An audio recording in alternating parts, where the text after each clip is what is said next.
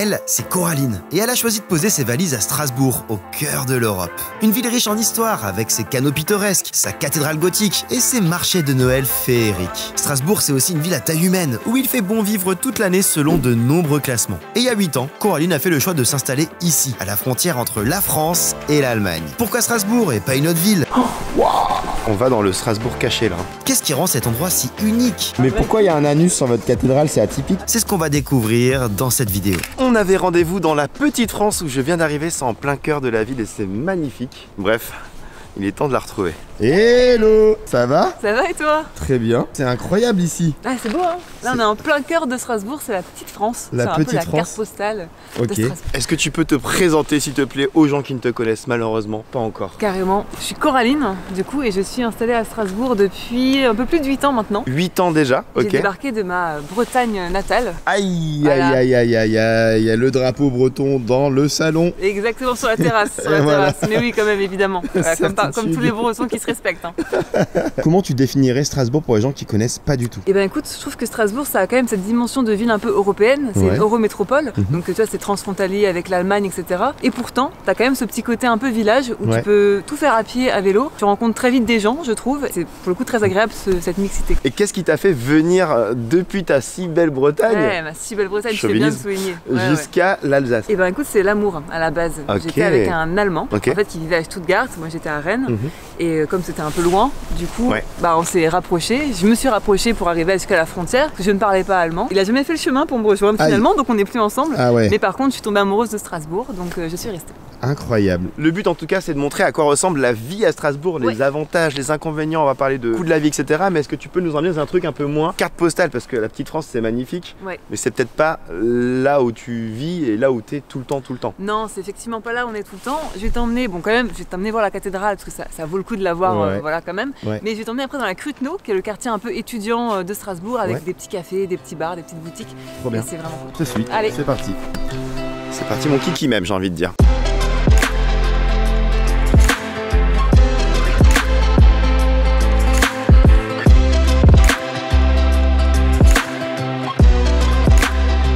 On marche donc actuellement dans la petite France et c'est juste magique. Et je vais demander à Coco la légende, comme on la surnomme ici présentement, pourquoi on appelle la petite France la petite France? Alors la petite France, en gros, à l'époque médiévale, il y avait des Allemands et des Italiens, des militaires qui avaient rétracté la syphilis et ils se sont retrouvés du coup à Strasbourg. Et à l'époque, la petite France, comme tu l'as vu là, ce petit quartier tout mignon, ça s'appelle le quartier des tanneurs. En gros, les gens qui étendaient des peaux de bêtes aux fenêtres et du coup ça puait un peu la mort, tu vois. Et ils se sont dit, vu que c'est déjà un quartier un peu mal famé, on va mettre les gens qui ont la syphilis là-bas, tu vois, on les avait tous parqués un peu dans la petite France. Et à l'époque on appelait ça The French Pox, donc la petite vérole française.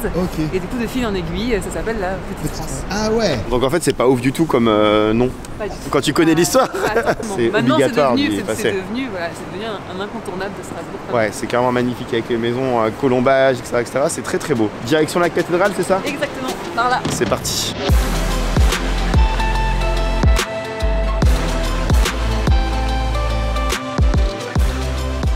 Alors, petite anecdote marrante quand même sur la cathédrale de Strasbourg, qui est le monument un peu incontournable de la ville. C'est que sur la façade, en fait, il y a un cul. Tu vois, là, t'as Jésus, t'as une femme qui se tient entre jambes, et juste à côté, t'as vraiment littéralement un anus. En fait. Un anus? Ouais, on voit son cul, et t'as même un petit garçon qui lui pisse dessus. Mais pourquoi vous avez un cul sur votre cathédrale? C'est atypique? Et bah écoute, il paraît qu'à l'époque, il y aurait un pédophile dans le clergé à Strasbourg qui prenait aux enfants de cœur. Ouais, vraiment, on est vraiment pas ouf. Et du coup, pour l'humilier, les sculpteurs de la cathédrale auraient fait cette petite sculpture sur la façade. Voilà. Incroyable. Vous avez un cul sur votre cathédrale. Exactement. Ok. Voilà, c'est quand même insolite. Mais vous avez le droit, les Strasbourgeois.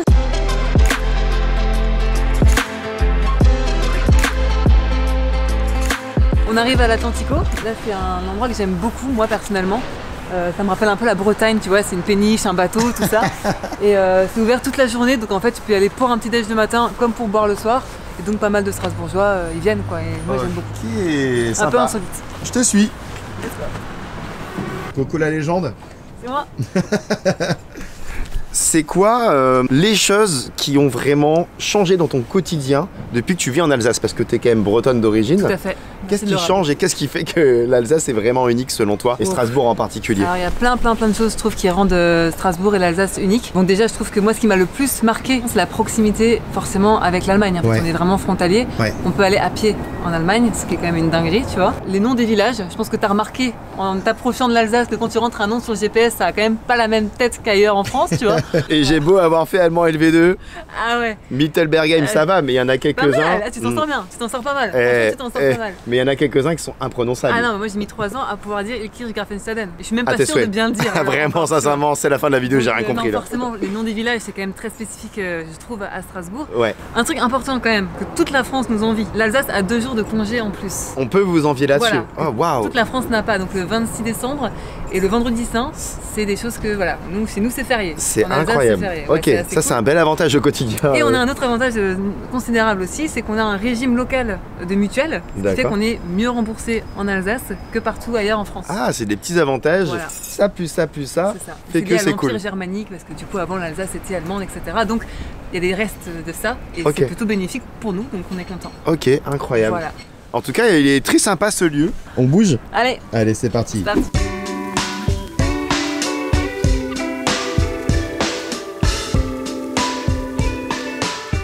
Alors là on est dans le quartier de la Krutno. C'est un quartier tu vois, un peu en périphérie du centre-ville névralgique de Strasbourg, un peu plus calme. C'est un quartier très étudiant, parce que tu as le campus universitaire qui est vraiment pas loin et pas mal d'écoles, etc. dans le coin. Et c'est aussi un quartier avec plein de petits restos, de petits bars, de petites boutiques, un peu cool pour se poser. Et en été c'est souvent un endroit qui est un peu blindé de monde, en terrasse, etc. La place d'Austerlitz notamment juste à côté. Mais justement ça a l'air assez jeune en fait la ville de Strasbourg. Je sais pas si c'est un ressenti, est-ce que c'est réel? Est-ce que c'est une ville qui bouge? Écoute, même statistiquement, hein, les chiffres parlent, c'est une ville qui est majoritairement jeune. Alors je fais quand même un distinguo entre Strasbourg et l'Alsace. Strasbourg c'est très jeune, l'Alsace forcément un peu moins. Mais Strasbourg carrément, et c'est une ville aussi qui est franchement bourrée d'associations, d'initiatives citoyennes, etc. Ça bouge énormément, il y a beaucoup de festivals, de soirées, beaucoup d'initiatives même dans les bars, il se passe beaucoup de choses. Et puisqu'on parle de distinguo, est-ce qu'il y a aussi une vraie différence de culture, de façon de voir les choses, etc. entre Strasbourg et l'Alsace, ou est-ce que c'est similaire? De manière générale, forcément, c'est quand même une grande ville, c'est la ville principale, on va dire, d'Alsace. L'Alsace a énormément de choses à offrir, mais forcément, culturellement, il passe quand même beaucoup, je trouve, plus de choses à Strasbourg, ce qui est normal, dans toutes les régions, forcément, les villes centrales sont principalement dynamiques. Et il y a un autre truc que je remarque par rapport à la ville, c'est que c'est calme globalement et qu'il y a beaucoup de vélos. Ouais, ah bah clairement, capitale du vélo, Strasbourg. Capitale du vélo, capitale de tout. On a rappelé un capitale. Ah oui, aussi. On dit en général à Strasbourg qu'il faut acheter un vélo pas trop cher, mais un cadenas beaucoup plus cher pour sauver ton vélo. Budget mais mais par contre, clairement, effectivement, il y a une grosse politique de la ville autour du vélo, les infrastructures, les pistes cyclables, des vélos en libre-service, etc. Donc c'est clairement une ville de vélos et de piétons. Voilà, la preuve en image. Moi, en tant que Strasbourgeoise qui vit dans le centre-ville, forcément, je trouve ça hyper agréable. C'est comme tu dis, c'est beaucoup plus calme. Forcément, comme dans toutes les villes, avec cette politique-là, ça crée aussi forcément des tensions avec les automobilistes. C'est plus compliqué, le stationnement est plus cher, etc. Si t'as pas ton vélo, rentre chez toi. T'es pas Strasbourgeois. Ah waouh, carrément. Ok. Je vais te montrer une petite cour. Il y a plein de petites cours cachées à Strasbourg, faut les connaître. Mais je trouve que c'est assez cool quand tu les découvres, tu vois. Et celle-là, on fait partie, viens voir. On va dans le Strasbourg caché là. Waouh. Ah ouais. C'est magnifique. Sympa. On est où là exactement du coup? Une petite cour, alors c'est des habitations, il y a des gens qui travaillent ou qui vivent ici. Ouais. Mais en fait à Strasbourg, tu as plein de petits endroits comme ça, avec des petites cours. Quand tu pousses un peu les portes, quand tu essaies de sortir un peu de ton sentier habituel, tu as plein de petits endroits comme ça que tu découvres qui sont assez chouettes. Il y en a dans un quartier en particulier ou pas? Alors à la Krutno, t'en as quand même pas mal. T'en as dans le centre-ville aussi, du côté de la Petite France et vraiment centre-ville près de la cathédrale. Mais en vrai, en fouillant, t'en as un peu partout quoi. Ok. Bon, on va manger? Ouais, carrément. Incroyable. Messieurs, dames, parfois une destination se résume aussi, ou en partie, à sa gastronomie. Donc Coco la légende ici présente, elle va nous faire tester quelque chose. Qu'est-ce que c'est, Coco la légende? Je pense que je n'ai même pas besoin de te présenter ça, Bruno. C'est un pain de mie, bien évidemment. Forcément le bretzel, symbole de l'Alsace. Mais évidemment l'Alsace c'est bien plus que ça en termes de gastronomie. Pour le coup, je trouve que c'est une région... Ah, je te sers à attends, bouge pas quand même. Bouge pas.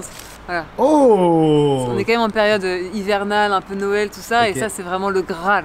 Mais ouais, il y a aussi la choucroute évidemment, la tarte flambée, le bake-off, le kouglof, hein, la bière, le vin d'Alsace évidemment. On a quand même une route des vins en Alsace. Ok, il y en a pour tout le monde, il y en a pour tous les goûts. Il y en a pour tout le monde. Alors les végés, voilà, disons que ça commence à... ouais, désolé. Ça fait 8 ans que je suis végétarien, donc c'est un peu compliqué pour moi, c'est ça que t'es en train de dire?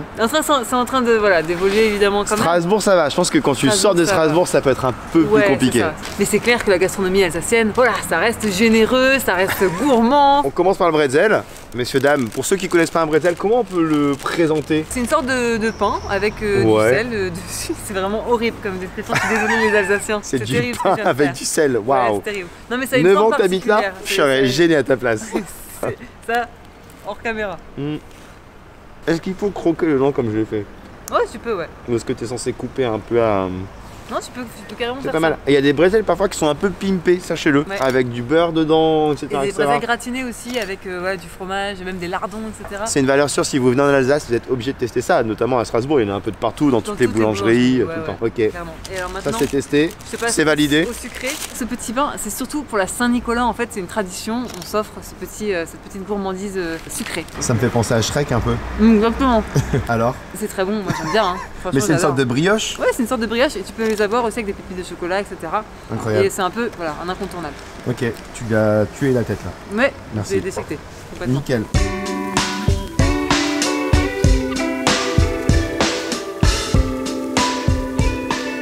Bon, on arrive dans un parc qui a une spécificité assez incroyable. Et quand on arrive, sur quoi on tombe?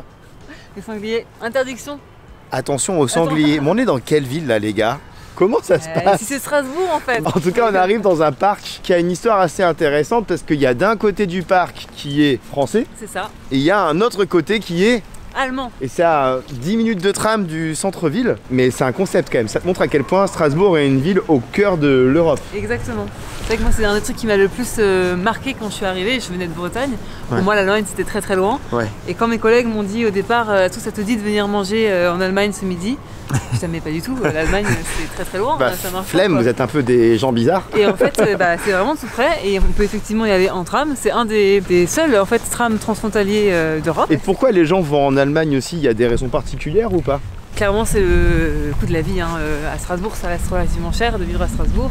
Et de l'autre côté de la frontière, donc vraiment tout près, on peut avoir des clopes, on peut avoir de l'alcool, des produits cosmétiques, des produits bio, beaucoup moins cher. Et c'est vrai que globalement, c'est beaucoup moins cher de faire ses courses en Allemagne, quoi. Donc ça veut dire qu'il y a plein de gens au quotidien qui vont en Allemagne pour faire leurs courses. Ouais, tout à fait. C'est vraiment, parce que c'est moins cher. Parce que c'est moins cher. Donc Kiel, la ville transfrontalière de l'autre côté, qui est allemande du coup, c'est un peu comme une extension de Strasbourg, quoi.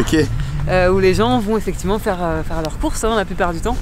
Et ça permet de faire des économies, quoi, tout simplement. Et ça, c'est une parfaite passe décisive pour parler d'un sujet épineux. Oh là là! Allez les Verts, allez Saint-Etienne, là n'est pas le débat. On a parlé d'économie en Allemagne. Quel est le budget qu'il faut prévoir pour bien vivre à Strasbourg? Attention, quand je dis bien vivre, c'est pas forcément aller, se faire 50 sorties resto par semaine et 28 cinéma. C'est avoir une vie relativement cool, tu peux un peu épargner et quand même pas te priver, quoi. Ça va dépendre de si t'es en couple, etc. mais tout ça, tu dirais quoi? Écoute, j'ai regardé récemment et je crois que c'est à peu près 1600 € net, salaire moyen à Strasbourg. Donc pour bien vivre, moi je dirais qu'il faudrait évidemment un peu plus, entre 2000 et 2200 net. Après voilà, j'ai pas la science infuse, donc dites-nous aussi en commentaire si je me trompe. Oh là là, elle appelle aux commentaires, elle fait vraiment la youtubeuse, c'est incroyable ce qui se passe. J'apprends du meilleur. Abonnez-vous aussi, tant qu'on y est, si ça vous plaît ce contenu, bien évidemment. Ça va dépendre de si t'es étudiant, si t'es en couple, si t'as des enfants, si tu veux vivre en centre-ville, t'as besoin d'une voiture ou pas, etc. Ça dépend des quartiers de Strasbourg dans lesquels tu vis aussi, ça dépend comment tu gères ton budget, ça dépend de tellement de choses. Mais en tout cas, voilà, ça reste une ville chère, Strasbourg, ça c'est quand même indéniable. On arrive sur le fameux pont. D'un côté t'es en France, de l'autre t'es en Allemagne. C'est quand même une dinguerie. On arrive. Et on traverse le Rhin du coup. C'est pas rien. C'est pas... Oh, il est fort. Pas qu'un physique. On est où actuellement? Là je suis en France. Ouais. Et là je suis en Allemagne. Et là je suis de nouveau en France. Et là t'es en Italie. Le mec a rien compris, c'est énorme. Donc là on vient officiellement de rentrer en Allemagne. Sans frontières, sans rien du tout, juste on passe. La magie de Schengen. Et on arrive en Allemagne, quoi. C'est fou. Rendez-vous compte que vraiment ça c'est ton quotidien. De pouvoir aller en Allemagne du jour au lendemain. Donc là on va découvrir très rapidement, avant de retourner à Strasbourg, la ville de... De quelle? L'Allemagne, nous voilà.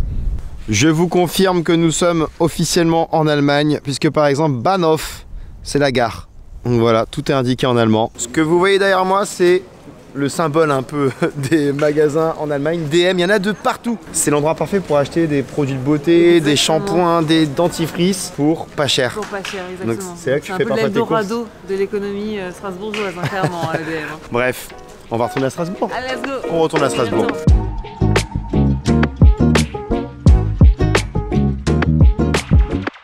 Petite pause dans la vidéo pour vous parler du partenaire qui est Pimp My Trip. C'est l'appli de référence qui te récompense pour partager tes bonnes adresses. Parce que le concept, il est très simple. Quand tu habites dans une ville, quand tu habites à Toulouse, quand tu habites à Strasbourg ou même à Paris, tu as forcément des belles adresses de local à partager. Que ce soit les meilleurs bars, les bons restos, les belles boutiques, des adresses insolites, etc. etc. Et bien en fait, avec Pimp My Trip, tu vas pouvoir créer des carnets d'adresses. Tu partages tes bonnes adresses de local à des gens qui viennent en voyage. Donc ils découvrent une partie de ta ville qui est quand même vraiment intéressante et insolite pour eux aussi. Et donc toi tu vas pouvoir gagner des trip coins. C'est une monnaie virtuelle qui te permettra d'avoir soit des bons d'achat, des nuits dans un hôtel ou évidemment par exemple aussi de l'argent. Bref, si ce concept vous intéresse et il devrait vous intéresser, checkez le lien en description et créez votre propre carnet qui pourra intéresser des centaines, des milliers de voyageurs qui viendront dans votre ville. Et la bonne nouvelle, c'est que vous pouvez trouver la carte de Coco la légende avec tous ces bons plans de local, quand même depuis 9 ans à Strasbourg, sur le site. Toi, t'as mis quoi par exemple un petit peu comme adresse, sans trop en dire? Alors j'ai mis des petits bars sympas, des petits bars sympas. J'ai mis des petits trucs un peu insolites aussi. J'ai mis des endroits incontournables à voir absolument à Strasbourg. Et puis ouais, les adresses surtout que voilà, les Strasbourgeois fréquentent et que j'aime bien. Le mix parfait entre bonne découverte et un peu local quoi. Exactement. C'est ce qu'on adore et on continue l'aventure nous. Let's go. On est quand même pas là pour être ici.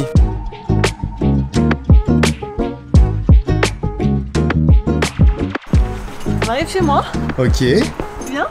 Je te suis. Allez. Hop. Waouh. Alors bienvenue chez moi. Ouais. Ça c'est le salon. Alors t'es sûr que c'est pas la salle de bain? Je suis sûre.